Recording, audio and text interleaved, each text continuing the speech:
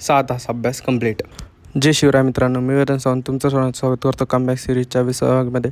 तर आज रविवार असल्यामुळं आपण सकाळी गेलो लायब्ररीत. 8 वाजता लायब्ररीत सकाळी जाताना पोहे खाऊन गेलो. मग लिहिले आजचे टार्गेट्स. मग केलं पहिलं स्टडी सेशनला स्टार्ट 8 वाजता. ये जो हंस रही है दुनिया मेरी नाकामियों पे ताने कस रही है दुनिया मेरी नादानियों पे पर मैं काम कर रहा हूँ मेरी सारी खामियों. 2 तासानंतर घेतला छोटासा 1 तासाचा ब्रेक.